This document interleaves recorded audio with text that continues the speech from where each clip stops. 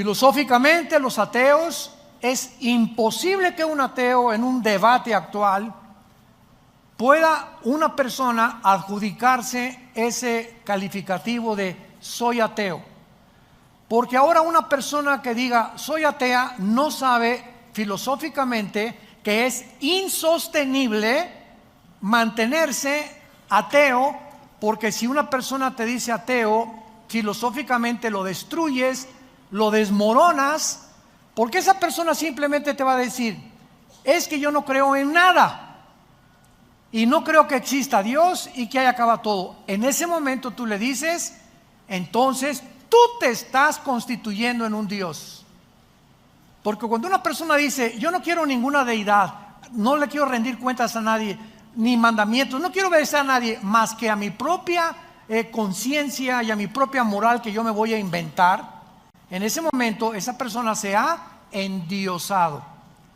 Entonces, ateo sin Dios no existe, porque no crees en nadie y crees en ti mismo, y en ese momento te constituyes en un Dios, como los césares romanos que se erigieron dioses para que los adoraran, porque también ellos, aunque eran politeístas, creían también, ¿verdad?, que ellos también eran dioses. Bueno, en fin, políticamente, religiosamente, filosóficamente, hemos llegado a un mundo caótico, a un mundo donde prevalece la angustia, la desesperación en las gentes. Vemos las caras en los centros comerciales, donde viajes tú, la gente jajaji, jijijo, por arriba y por dentro están llorando, vacíos, desesperados, sin esperanza, sin paz, inciertos, con estrés, tomando pastillas tranquilizantes, Secuanil, Valium, Prozac, etcétera, etcétera, por la causa e incertidumbre que reina en el mundo.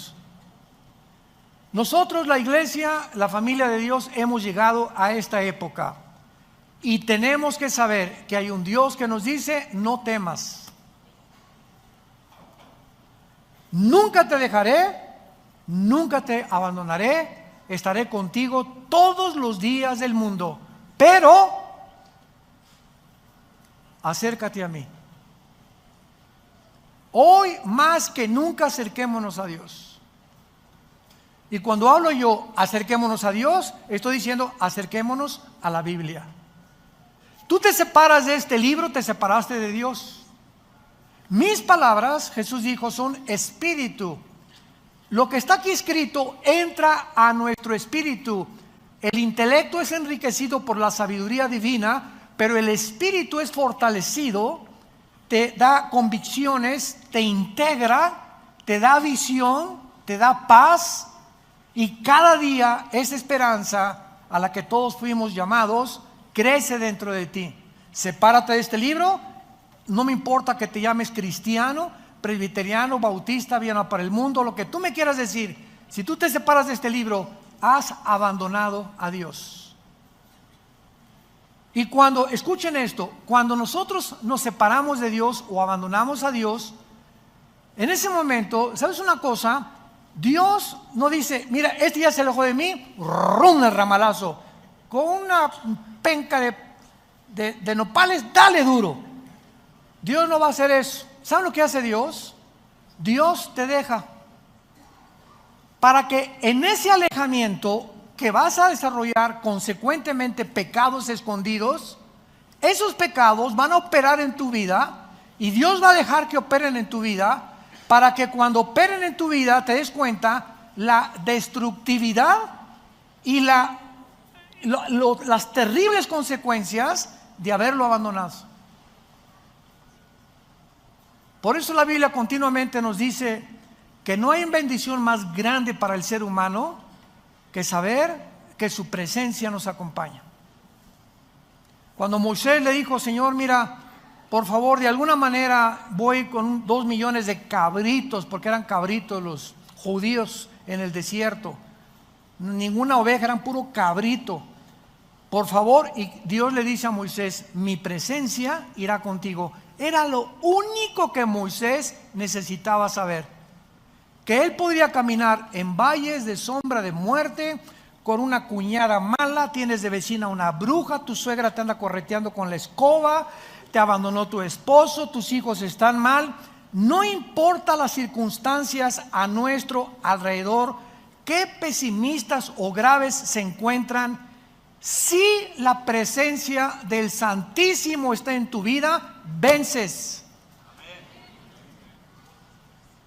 ¿Qué vences? Vencerás la depresión, la frustración, el rencor, la amargura, la desesperanza que el mundo nos ocasiona. Pero todo está aquí. Y muchos cristianos inclusive se atreven a venir a la iglesia el domingo sin esto.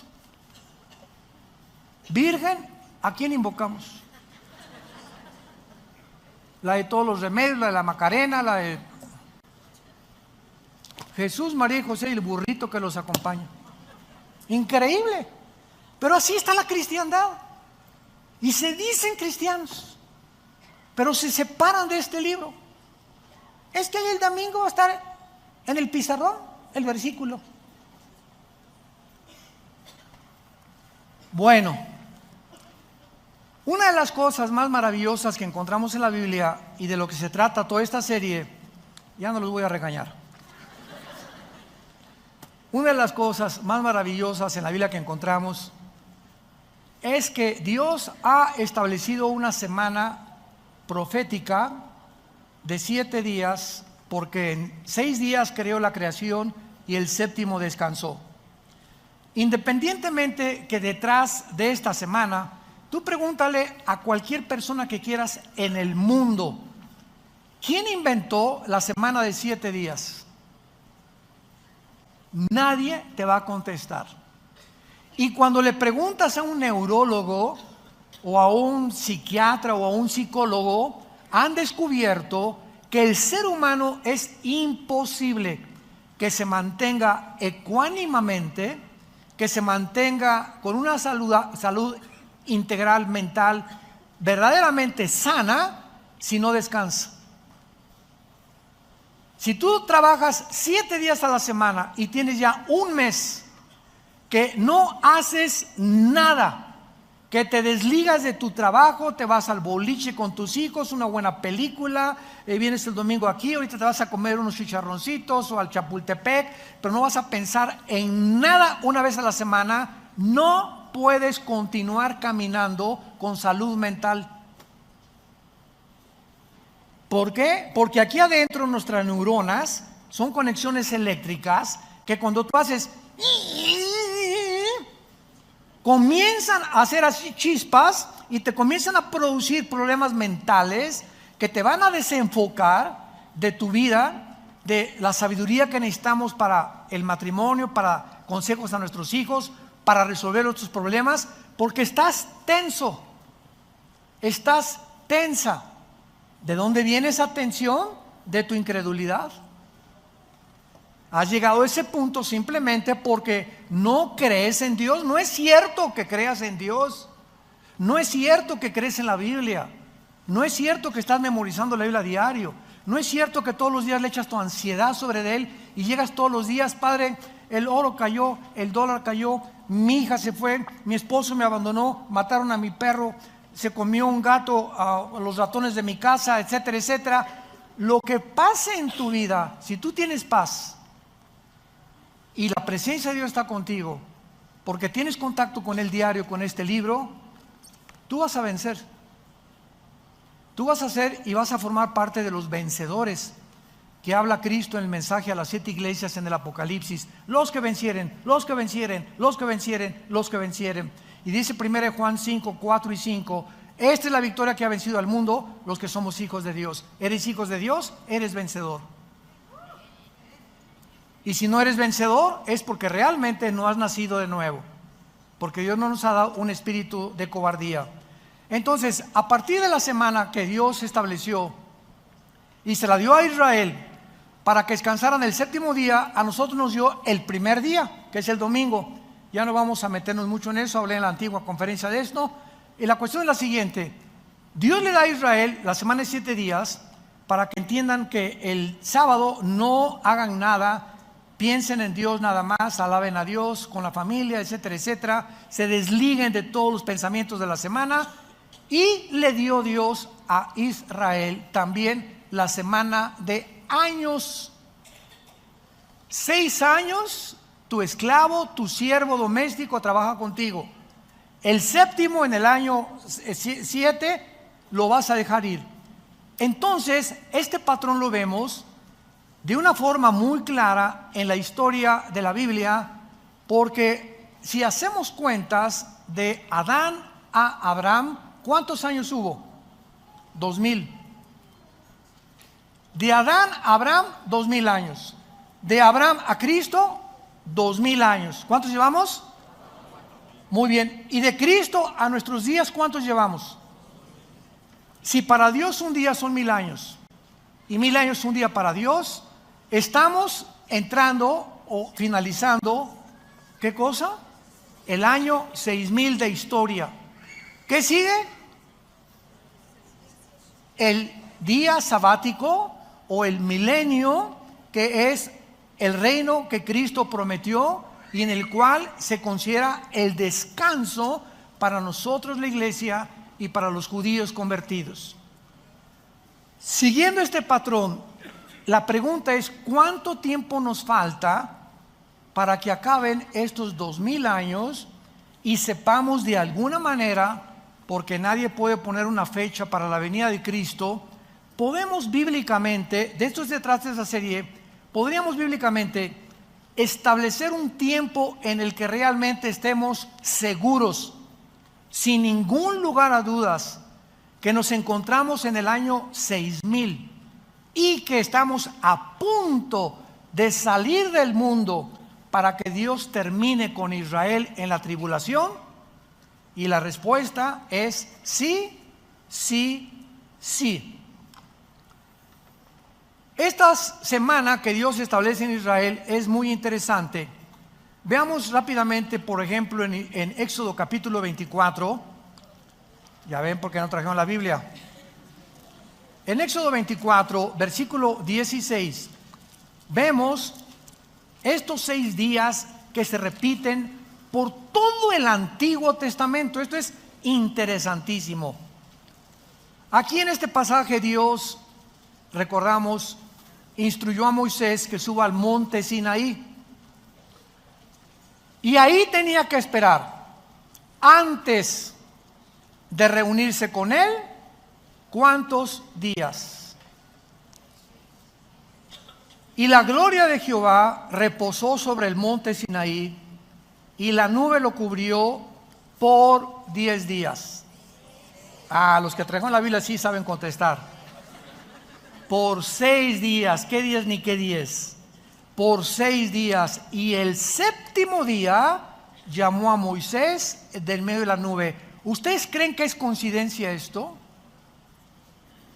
Cuando Dios menciona 5, 2, 15, 20, 40, nunca en la Biblia encontramos un solo número, algo que Dios relacione con la gematría, que es los números en el original hebreo, que no tengan un simbolismo profético. Apunten eso y recuérdalo como estudiante de la Biblia.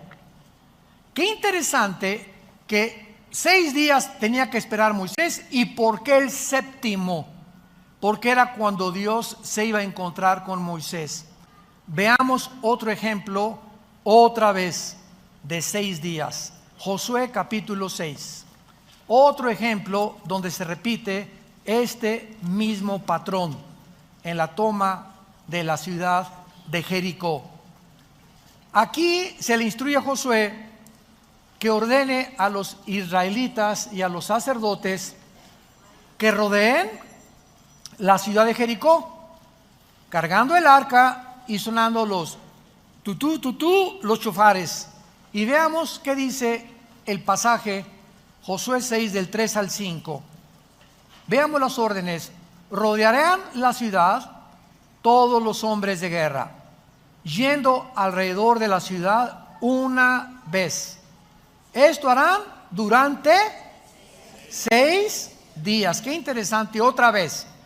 Y 7 sacerdotes llevarán 7 bocinas de cuernos de carnero delante del arca, y al séptimo día, otra vez el día del descanso para Israel, el día del reposo, este séptimo día darán 7 vueltas a la ciudad, y los sacerdotes tocarán el shofar o las bocinas que Dios les dio para que ellos pudieran tocar. Vemos nosotros también que en el Antiguo Testamento se repite el patrón: 6 días y al séptimo te va a recibir Dios, 6 días Josué y al séptimo va a caer esto. Y esta repetición la encontramos de una forma interesante y misteriosa cuando Cristo se transfiguró con los discípulos. Vayamos ahora al Nuevo Testamento, Marcos capítulo 9, y veamos otra cosa tan interesante de por qué otra vez 6 días y en el séptimo Cristo se transfigura. Dice Marcos capítulo 9: también les dijo, de cierto, algunos de los que están aquí, no gustarán en la muerte hasta que hayan visto al reino de Dios venido con poder. 6 días después, Jesús toma a Pedro, a Jacobo y a Juan y los lleva aparte, solos, a un monte alto, y se transfigura delante de ellos. Qué interesante otra vez la repetición de los 6 días, y al séptimo día algo sucede en la presencia de Dios. Pregunta ahora muy bien: ¿cuál es el simbolismo, familia de Dios, damas y caballeros que nos visitan por las redes sociales? ¿Cuál es el simbolismo de estos números?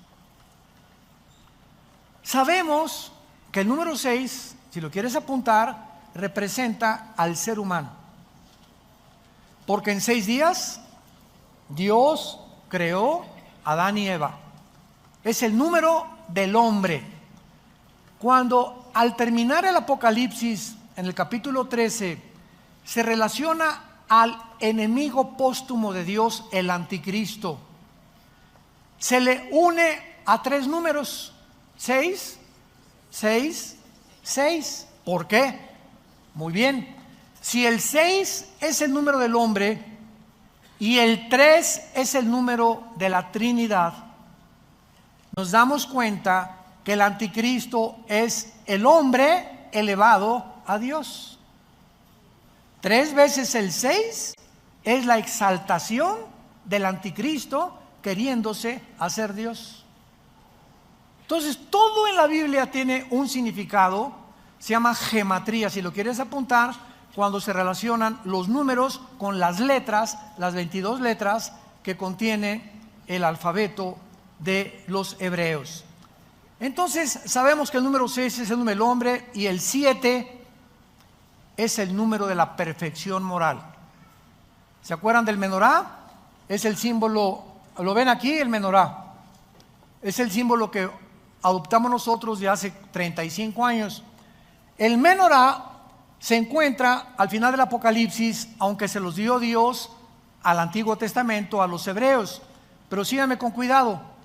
El menorá significaba en el Antiguo Testamento la luz, y en el Nuevo Testamento aparece en Apocalipsis capítulo 1, y a Cristo aparece en medio. ¿Y qué hay a la izquierda? ¿Cuántos ramitas? 3. ¿Y del lado derecho? 3. Muy bien, el número del hombre unido a Cristo, entramos a la perfección.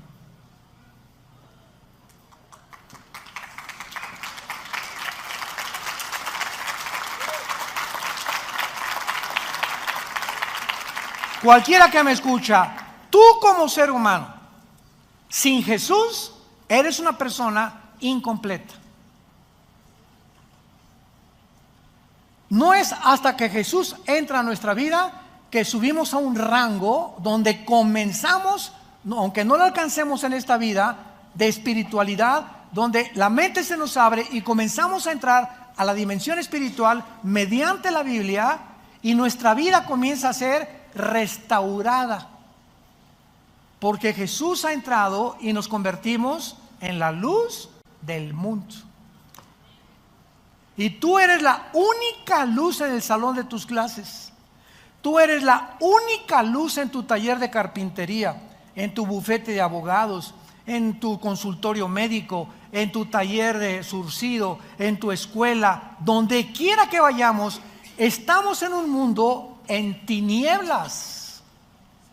Ahora en Navidad te vas a juntar con personas de tu familia que no saben nada de nada más que pásame la de Tequila Cuervo. Y viva Jesús y viva Zapata también.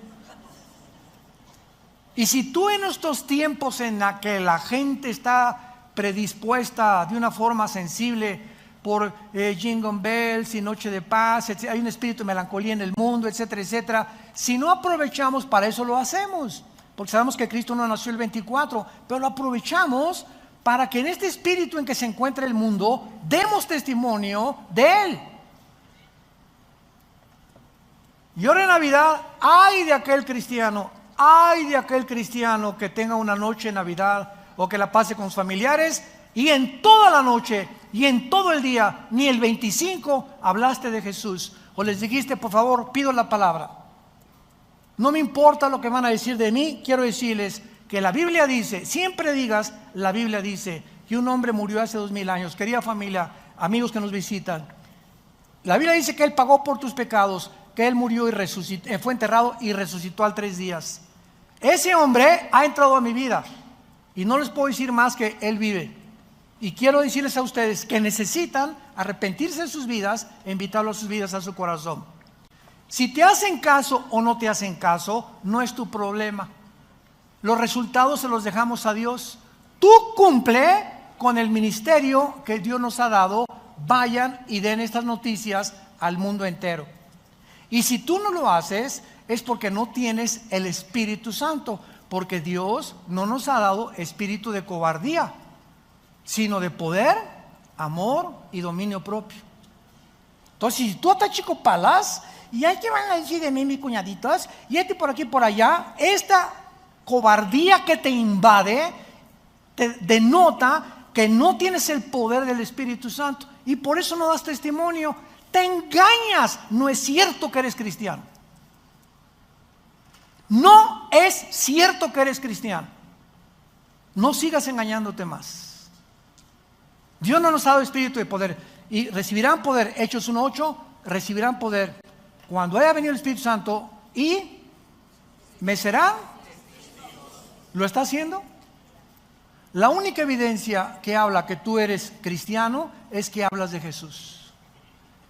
Y no te importa la reacción, ni lo que digan, ni la persecución a la que te puedes enfrentar.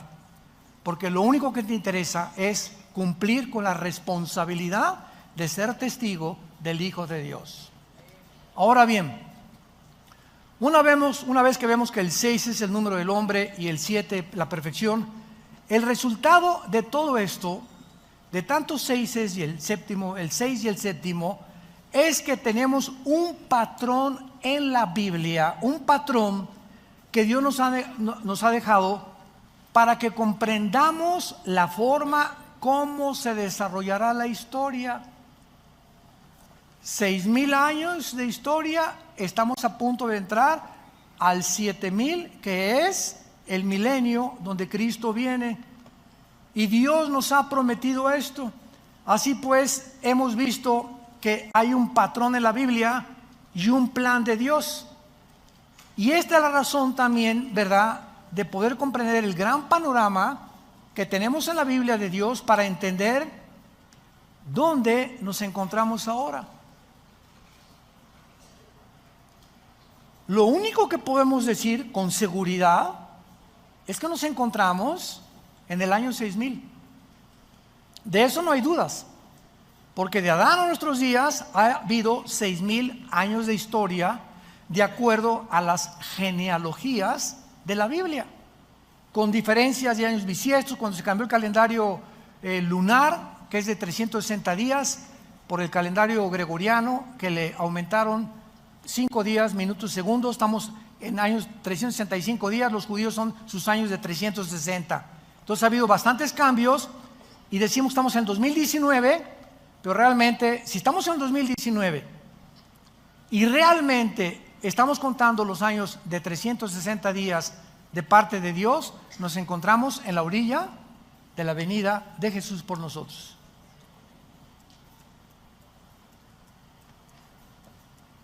Ahora tenemos que ver este grande panorama, ¿verdad? Ahora vamos a 2 de Pedro, capítulo 3, en el Nuevo Testamento, y vamos a seguir buscando estas piezas del rompecabezas, porque se nos advierte que en los últimos días, si estamos en los últimos días, vendrían muchos burladores, haciendo mofa del cristianismo, de la Biblia y de los últimos tiempos, como yo he oído a líderes cristianos decir: es que el mismo ronroneo es de hace muchos años. Jesús viene, Jesús viene, Jesús viene, y hasta ahorita no ha venido. Simplemente estas personas ignoran el plan profético de Dios, es todo. Y están expresando barbaridades, porque no entienden que si no ha venido es porque no se ha cumplido todavía los 2000 años que tienen que cumplirse de la época de la gracia y de la iglesia, que es la que estamos viviendo tú y yo actualmente. Segunda de Pedro 3, versículo 3. Sabiendo primero esto, Pedro tenía interés que lo supiéramos, que en los postreros días vendrán burladores andando según sus propias concupiscencias y diciendo: ¿dónde está la promesa de su venida o de su advenimiento? Porque desde el día en que los padres durmieron, todas las cosas permanecen así como desde el principio de la creación. Estos, dice Pedro, los que se burlan, estos ignoran voluntariamente que en el tiempo antiguo fueron deshechos por la palabra de Dios los cielos y también la tierra, que proviene del agua y por el agua subsiste, por lo cual el mundo de entonces pereció anegado de agua. Pero los cielos y la tierra que existen ahora están reservados por la misma palabra, guardados por el fuego en el día del juicio de la perdición de los hombres antiguos. Mas, oh amados, versículo 8. Atención, mas por favor pongan atención, no ignoren esto, que para con el Señor un día es como 1000 años y 1000 años como un día. En otras palabras, deja de hablar tonterías, dejen de hablar barbaridades. Es que si no te ha amanecido es porque a la ley y al testimonio no has recurrido. Piensas que el Señor no ha venido y se ha tardado porque no has hecho un cálculo de entender que no puede venir hasta que no termine la época de la iglesia, que son 2000 años. Y esta verdad se repite en el Salmo 94, que para Dios un día son como 1000 años y 1000 años son para Dios como un día. Muy bien. Ahora vamos a echarnos un clavado más profundo todavía. Vamos al libro de Oseas, en el Antiguo Testamento, Oseas, capítulo 5, y vamos a encontrar y descifrar otro misterio escondido, maravilloso, que tal vez muchos lo habíamos leído, y yo hasta hace algunos meses también pude, ya realmente me resaltó así, como decían los griegos, eureka. Cuando los griegos descubrían algo decían eureka, o sea, se hizo la luz, o recorcholis, zambomba, lo he encontrado, lo he descubierto, de repente, ya lo entendí. En Oseas capítulo 5, hasta ahorita hemos podido identificar el patrón de los 6000 años de historia humana, compuesto por las semanas de días que Dios le dio a Israel. Pero ¿cómo sabemos, qué es lo que vamos a continuación a tratar de responder, cómo sabemos que en este plan profético de Dios va a continuar como es esperado? O sea, ¿cómo tenemos la seguridad? Viene la pregunta lógica, válida, que son 6,000 años. ¿Por qué no 1,500 años? ¿Por qué 1,000? Hermano, ¿no estará usted equivocado y serán 2,100 años? Cuando entremos y abordemos ahorita esta profecía comparada con otras, vamos a ver con qué claridad el Espíritu Santo nos muestra lo que nos continuará mostrando a través de la Biblia. ¿Acaso, otra pregunta, la iglesia se tiene que conformar con el plan profético de Dios?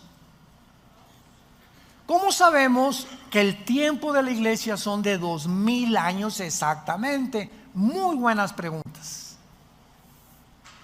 Para responder es interesante estas preguntas, vamos a examinar algunos pasajes de la Biblia. Oseas 5, del 15 al capítulo 6, versículo 2. Oseas 5, comenzamos en el versículo 15. Por favor, saca tu microscopio y tu lupa. Dice así: andaré y volveré a mi lugar. Andaré y volveré a mi lugar hasta que reconozcan su pecado y busquen mi rostro. ¿Se acuerdan? Familia de Dios, ¿se acuerdan cuando Jesús entró a Jerusalén llorando y dijo estas palabras? Jerusalén, Jerusalén, que matas a los profetas y como la gallina a los pollitos los he querido y ustedes no quisieron. ¿Y se acuerdan lo que Jesús dice a continuación? Baruch Hashem Adonai Eloheinu, en el hebreo, que dice: me dirán hasta que me digan, Baruch Hashem, hasta que ustedes me digan, bendito el que viene en nombre del Señor, regresaré a Jerusalén.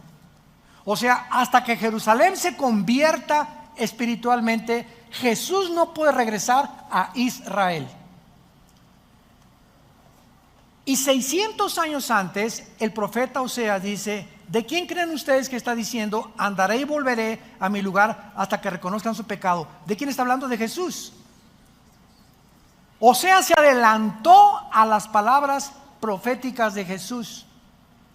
Hasta que cuando yo regrese, reconocerán su pecado y buscarán mi rostro, en su angustia me buscarán, que será el tiempo de la tribulación. ¿Vamos bien? ¿Capiche? Capítulo 6. Vengan y volvámonos a Jehová, porque Él arrebató y nos curará, hirió y nos vendará. Por favor, saquen su lupa. Nos dará vida, subraya la palabra vida. Después de 2 días, al tercer día nos resucitará. Subrayen la palabra resucitará. Son 2 palabras diferentes, vida y resurrección, que vamos a explicar. ¿Después de cuántos días les dará vida Dios a Israel? ¿Serán días de 24 horas? Días de años, 2,000 años. Ya me voy.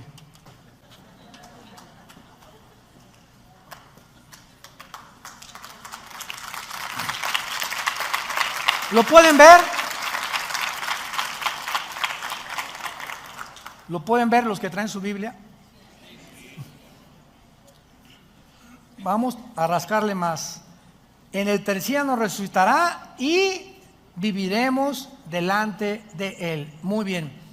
Vemos nosotros la frase hasta que digan, que estaba profetizado en espera de que regresara el Mesías a Israel, y hasta entonces Israel podría tener vida. ¿Cuánto tiempo tiene Israel que esperar para que regrese el Mesías? 2 días de 1,000 años cada uno. Entonces, aquí completamente, sin ningún lugar a dudas, se nos muestra que tienen que cumplirse los 2 días proféticos de 1000 años cada uno para que Jesús regrese. Pero vamos a seguir escarbando.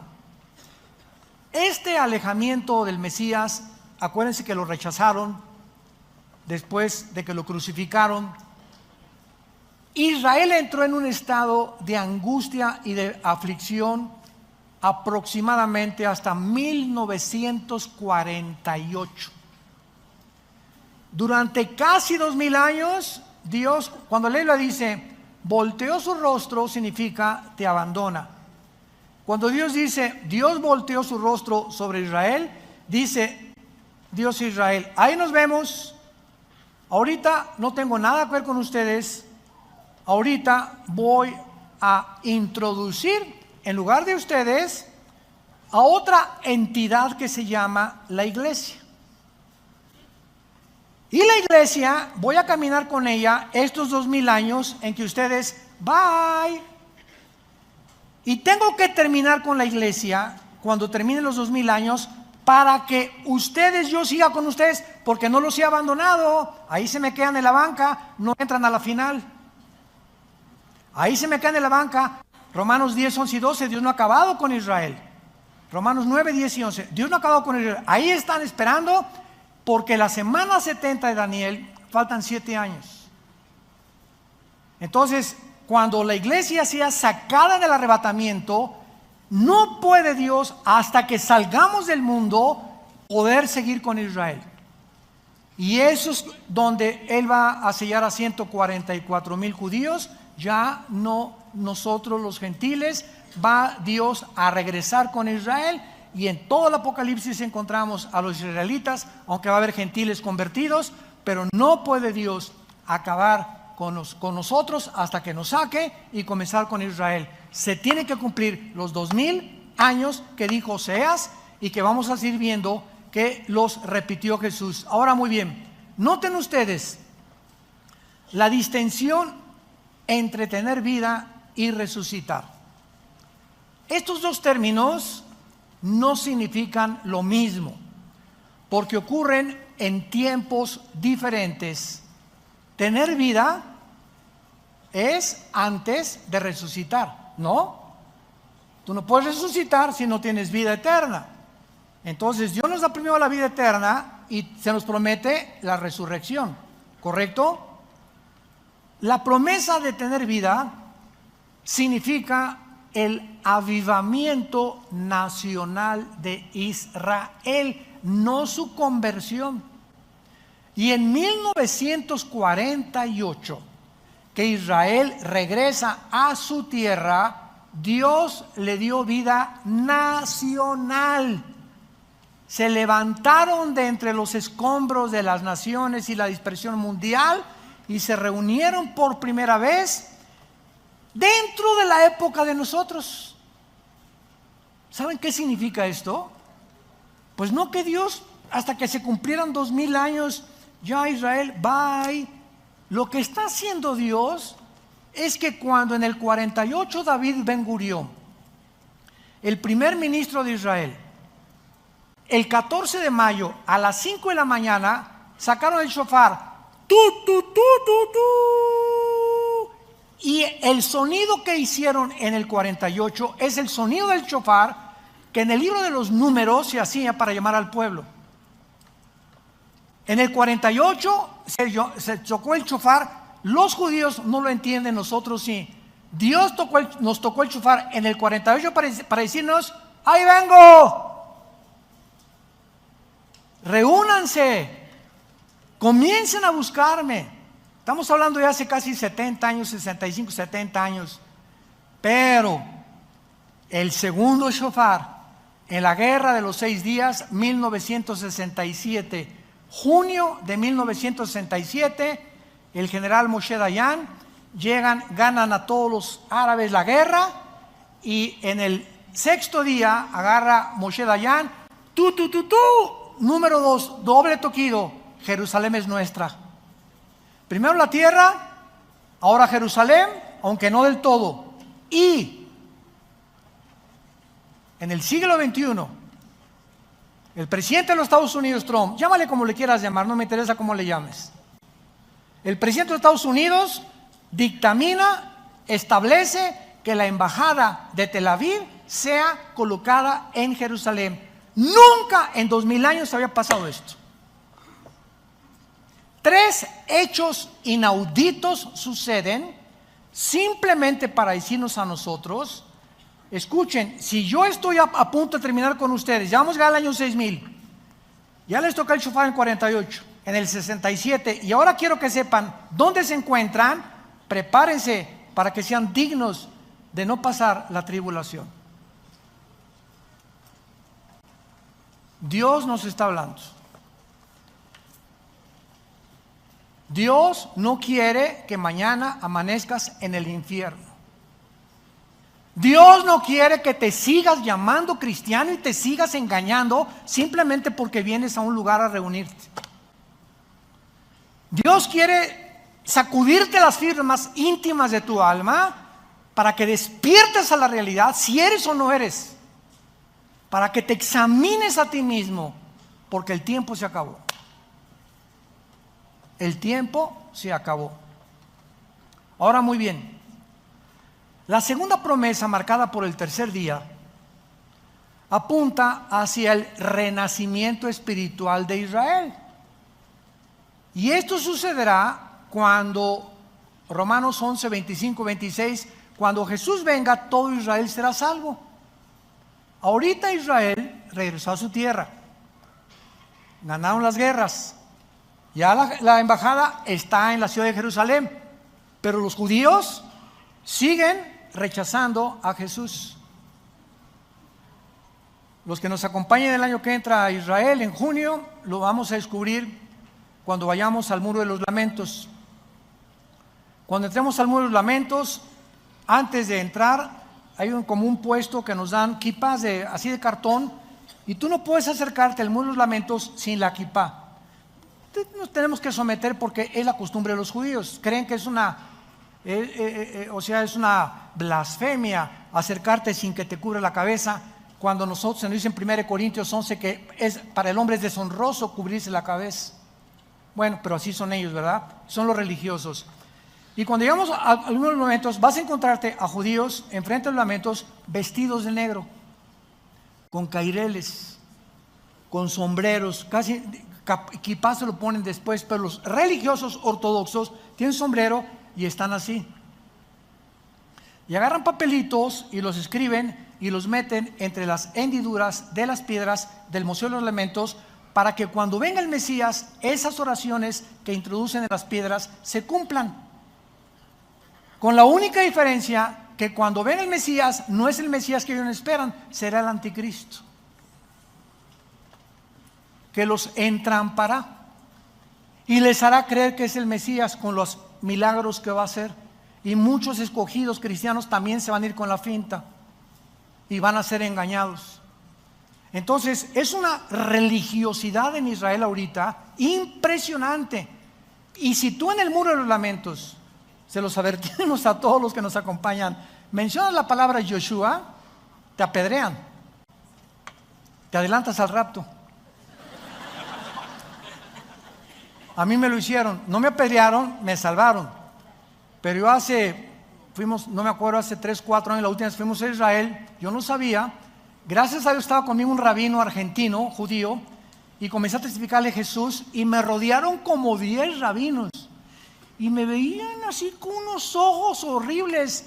Y yo estaba demostrándoles con el Salmo 22 y Isaías 53 que Jesús es el Mesías, pero estaban así tan expectantes y me decía desde atrás el misionero que teníamos, vente, me dice, te van a aventar pedradas ahorita, vente corriendo. Yo le decía que no te entiendo, ¿qué onda?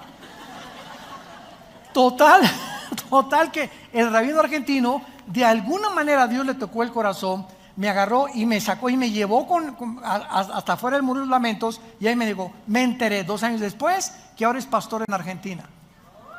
Se convirtió a Jesús. Gracias, Padre. Tu palabra no vuelve vacía. Ahora, muy bien. Y en penúltimo lugar, estos 2 días son muy interesantes Porque repito, ya Dios le dio vida nacional, va a venir la vida espiritual. Y vemos nosotros que cuando Jesús vino, continuamente estuvo diciéndoles a sus discípulos: me voy y regreso. Lo que dice Oseas: me iré y regresaré. Vamos a ver rápidamente algunos pasajes. Juan 7, Evangelio de Juan, capítulo 7, versículo 33. Esto es precioso en la Biblia. Dice Juan 7, 33, está Jesús hablando. Entonces Jesús les dijo: todavía un poco de tiempo, o sea, aquí está hablando ya semanas antes de su crucifixión. Vean cómo Cristo tenía su calendario y su agenda perfectamente trazada. Cuando llegó el día de su muerte, cenó la última cena. ¿Se acuerdan qué les dijo? Jesús sabía en la última cena que era la última cena, que no iba a desayunar ya con los discípulos. Él sabía perfectamente bien el día, la hora, los segundos en que iba a morir. Su agenda estaba clarísima, la que el Padre le dio antes de bajar al mundo. Y comienza a anunciarles: todavía un poco de tiempo estaré con ustedes e iré al que me envió. ¿De qué está hablando? De su resurrección, que no se iba a quedar en la tumba. Los discípulos no lo pudieron entender. Juan capítulo 14, un pasaje que todos se saben de memoria, ¿o no? No se turbe vuestro corazón. Si creen en Dios, lo primero, no te intimides, no permitas lo que va a pasar en el mundo, no entres en depresión, en desesperación, en ansiedad. No pierdas mi paz, mantente tranquilo, nunca te dejaré, nunca te abandonaré, no temas a nadie. Por favor, quiero que entiendas, si tú crees en Dios, crees en mí también. Y fíjense lo que dice a continuación: en la casa de mi Padre muchas moradas hay. Si yo no fuera, no os lo hubiera dicho. Voy a prepararles lugar. ¿De qué está anunciando? De que iba a morir y que iba a irse a otro lugar, que iba a resucitar. Es de lo que está diciendo. ¿Qué leímos en Oseas? Me iré y regresaré cuando ustedes venga la angustia y la tribulación me buscarán. Lo que estaba diciendo Oseas estaba profetizando lo que Jesús iba a cumplir. Y si me fuere, versículo 3, les prepararé lugar, vendré otra vez, los tomaré a mí mismo, que es el rapto, para que donde yo estoy, ustedes también estén. Sin embargo, para terminar, aun cuando Jesús anuncia todas estas cosas al pueblo de Israel, sabemos que nadie entendió lo que estaba diciendo. Y lo mismo va a pasar con la iglesia. Miles, millones de cristianos ahorita en el mundo entero todavía no entienden qué es el cristianismo. No hablan de Jesús, no comparten el evangelio, no viven las vidas que Dios quiere que vivamos. Dicen, pero sus hechos lo niegan. Lo mismo va a repetir. Si todavía no entienden que el barco se está hundiendo ya en el mundo, que estamos en un mundo podrido, completamente putrefacto, que ya huele a basurero, todo el mundo, las naciones, la política, todo está ya echándose a perder, y los cristianos siguen con sus telenovelas, pensando, ¿qué carrera voy a estudiar? Una que deje feria. Y si no transo, no avanzo. Y si esto, y es increíble que así va a sorprenderte el arrebatamiento de la iglesia. Aun cuando actualmente nos encontramos en la época de la iglesia, escuchen esto es importantísimo para terminar. La iglesia cristiana no es la fuerza que guía el plan profético de Dios, es Israel. Por eso hace 70 años, en el 48, Dios hizo ante la expectación del mundo, una nación la hizo renacer en un solo día, para recordarnos que el plan profético se cumple en Israel, porque es el factor crítico que Dios usa para mostrarnos en qué tiempo nos encontramos. Israel es el termómetro de Dios. Comenzó llamando a Abraham y terminará llamando a los judíos en Apocalipsis capítulo 5 en adelante. Nosotros estamos en un tiempo intermedio, como una familia nueva que Dios formó, para que demos el último mensaje al mundo, a los gentiles, y entonces vendrá Jesús por nosotros, nos llevará y terminará la semana 70 con Israel. Y la pregunta es, ¿estás tú preparado para encontrarte con tu Dios? ¿Estás tú 100% seguro que si tú murieras hoy en la noche, pero sin ninguna duda, te irías con Jesús?